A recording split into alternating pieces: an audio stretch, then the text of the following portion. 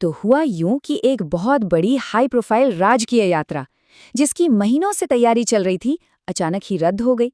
अब ऑफिशियल वजह तो कुछ और बताई गई, लेकिन असली कहानी वो तो पर्दे के पीछे ही थी। और आज हम उसी कहानी की परतें खोलने जा रहे हैं। देखिए, इंटरनेशनल डिप्लोमेसी में जो कहा जाता है वो अक्सर आधी सच्चाई होती है।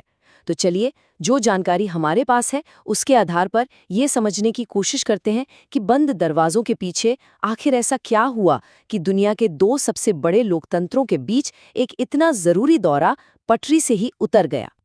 इस पूरी कहानी की शुरुआत ना किसी ऑफिशियल अनाउंसमेंट से नहीं हुई। नहीं, इसकी शुरुआत हुई एक लीक से। एक बड़े अमेरिकी अखबार में छपी एक खबर, जिसने दुनिया भर के डिप्लोमेटिक सर्कल्स में, आप कह सकते हैं, एक तरह की खलबली मचा दी। और ये खबर थी न्यूयॉर्क टाइम्स की। डोनाल्ड ट्रंप का सितंबर 2025 का भारत दौरा कैंसिल हो गया है। बस इतनी सी खबर। अब ये अपने आप में एक बहुत बड़ी पहेली थी, क्योंकि इस दौरे की उम्मीद तो महीनों से थी, तैयारियां भी चल रही थी जोर शोर से। तो फिर इसे ऐसे अचानक रद्द करने का क्या मतलब था? जरूर कुछ बहुत बड़ा हुआ था, पर सवाल वही था, आखिर हुआ क्या था? तो कैंसलेशन की असली वजह पर आने से पहले एक कदम पीछे चलते हैं और ये समझते हैं कि ये यात्रा हो ही क्यों रही थी, मतलब इसका मकसद क्या था। और ऑफिशियल तौर पर इसका पूरा फोकस था एक ग्रुप पर, जिसका नाम है क्वाड। ये क्वाड ही कह सकते हैं इस पूरी कहानी का ऊपरी हिस्सा था। तो ये क्वाड क्या है? पूरा नाम है क्वाड्रिलैटरल सिक्योरिटी डायलॉग। अब कहने को तो ये चार बड़ी डेमोक्रेसीज के बीच एक इनफॉर्मल बातचीत का प्लेटफॉर्म है, लेकिन इसका असली मकसद, वो मकसद जिसके बारे में खुलकर बात नहीं की जाती, वो कहीं ज्यादा गहरा और स्ट्रेटेजिक है। और ये चार देश हैं, यूनाइटेड स्टेट्स, इंडिया, जापान और ऑस्ट्रेलिया। ये चारों सिर्फ नाम के दोस्त नहीं हैं, ये एक खास जियोपॉलिटिकल मकसद से साथ आए थे। एक ऐसा मकसद जिसका नाम भले ही खुले तौर पर न लिया जाए, पर सबको पता था कि इशारा किस तरफ है। और वो इशारा था चीन की तरफ।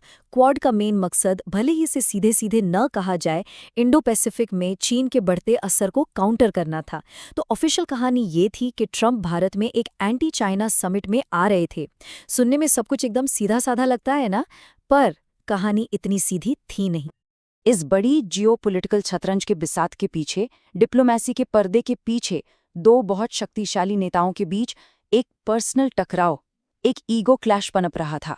और यकीन मानिए, यही टकराव इस पूरी कहानी का असली सेंटर पॉइंट था, वो वजह जिसने पूरा खेल ही पलट दिया। तो झगड़ा किस बात पर था? झगड़ा था क्रेडिट को लेकर।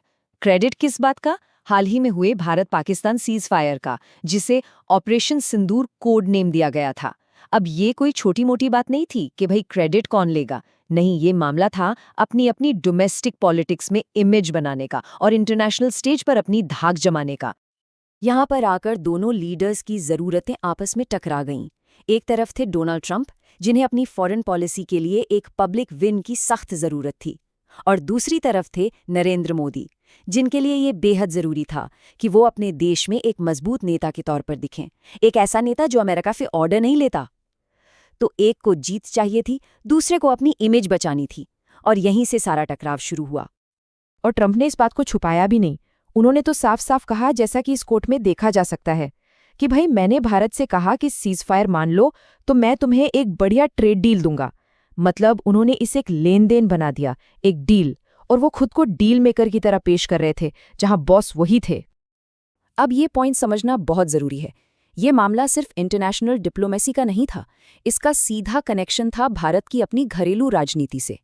अगर मोदी ट्रंप के दावे को मान लेते तो इसका सीधा मतलब होता उनकी मजबूत नेता वाली इमेज पर चोट, और साथ ही देश में विपक्ष को बैठे बिठाए एक बहुत बड़ा मुद्दा मिल जाता।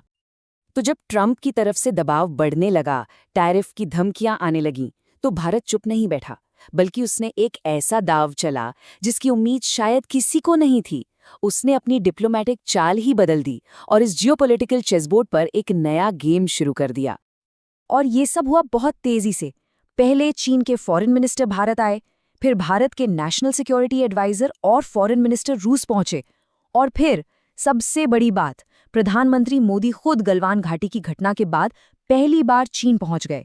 अब मजे की बात देखिए, भारत उन्हीं देशों के साथ रिश्ते मजबूत कर रहा था जिनको काउंटर करने के लिए क्वाड बना था।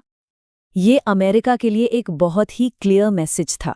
संदेश ये था कि भारत को आप एक कोने में धकेल नहीं सकते, उसके पास और भी मजबूत ऑप्शंस हैं।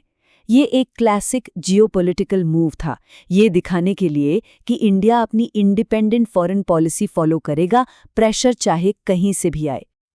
और अपनी बात को और वजन देने के लिए भारत ने क्वाड के ही एक और मेंबर जापान से $67 बिलियन की एक भारी भरकम इन्वेस्टमेंट डील भी फाइनल कर ली। ये भी एक तरह से अमेरिका को दिखाने जैसा था कि देखो, हमारे अच्छे रिश्ते सिर्फ वॉशिंगटन तक ही सीमित नहीं है। और ऐसा नहीं था कि सिर्फ भारत ही ऐसा कर रहा था। क्वाड के दूसरे मेंबर्स भी अपने अपने नेशनल इंटरेस्ट को पहले रख रहे थे। जैसे ऑस्ट्रेलिया के प्राइम मिनिस्टर ने चीन का दौरा किया, तो धीरे धीरे जो क्वाड का एक एंटी चाइना ग्रुप वाला आइडिया था वो कमजोर पड़ने लगा। हर कोई अपने देश के बारे में पहले सोच रहा था। तो इन सब तेजी से बदलते डेवलपमेंट्स के बीच ट्रम्प के भारत दौरे का जो पूरा लॉजिक था वही खत्म होने लगा। जो विजिट पहले एक बड़ी डिप्लोमेटिक जीत लग रही थी, अब वो लगभग नामुमकिन लगने लगी थी, क्योंकि अब सिचुएशन बहुत अजीब हो गई थी। मतलब सोचकर देखिए, अमेरिका के प्रेसिडेंट एक एंटी चाइना समिट के लिए भारत कैसे आ सकते हैं जब भारत के प्रधानमंत्री खुद उसी वक्त चीन के लीडर से मिल रहे हों। ये तो एक बहुत बड़ा विरोधाभास था। इसी एक सवाल ने इस पूरी यात्रा को डिप्लोमेटिक तौर पर इम्पॉसिबल बना दिया।